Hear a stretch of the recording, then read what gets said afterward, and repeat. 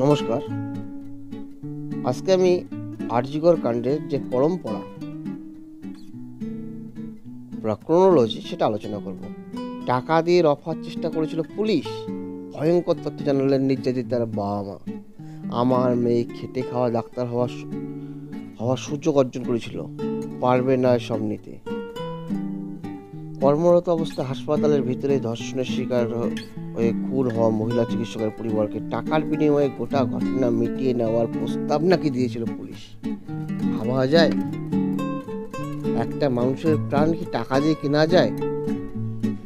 একজনকে নির্যাতন করে, খুন করে, ধর্ষণ করে মারার পর সেই তার পিতামাতাকে, জন্মদাতা পিতামাতাকে যদি বলা হয় রফা করে নিন টাকা দিয়ে, এটা কি মানবতাবাদ না কি চলছে রাজ্যে? কারা প্রশাসন চালাচ্ছে? কারা সেই রফার দায়িত্বে ছিল? তাদের টেনে বের করা হোক।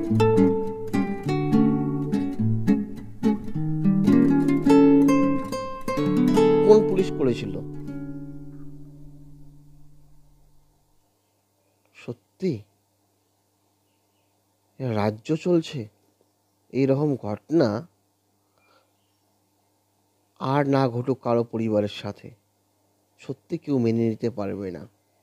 শেষ পর্যন্ত এই ঘটনার প্রেক্ষাপটে গতকালকে রাজ্যের হাইকোর্টের প্রধান বিচারপতি ডিভিশন বেঞ্চ আরজিকর ধর্ষণ ও হত্যা মামলায় সিবিআই তদন্তের নির্দেশ দিয়েছে। যে পুলিশ রফার কথা বলে সেই পুলিশ কখনো সঠিকভাবে তদন্ত করতে পারবে? কখনো সম্ভব? নেক্সাসটা কার সঙ্গে আছে তাকে তদন্তভার দিলে হবে? একদম ঠিক কথা কাজ করেছিল পর্যবেক্ষণ মতো হাইকোর্টের প্রধান বিচারপতি ডিভিশন বেঞ্চ। মঙ্গলবার প্রধান বিচারপতি টি.এস. শিবকানা মামলার কেস ডায়েরি খাতিয়ে দেখেই এই নির্দেশ দিলেন। একই সঙ্গে হাইকোর্ট যেন রাজ্যের হাতে থাকা সমস্ত তথ্য ও নথি সিবিআইকে দিতে হবে। শুধু তাই নয়, যেসব সিসিটিভি ফুটেজ সংগ্রহ করেছিল পুলিশ তাও সিবিআইয়ের হাতে তুলে দিতে হবে।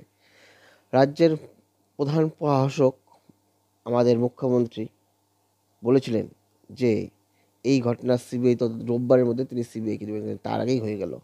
কিন্তু ঘটনা নতুন করে শুরু। সেমিনার হলে 200 মিটারের মধ্যে ঘরের ভাঙা শুরু। তিলোত্তমা তদন্তে প্রমাণ লোপাট।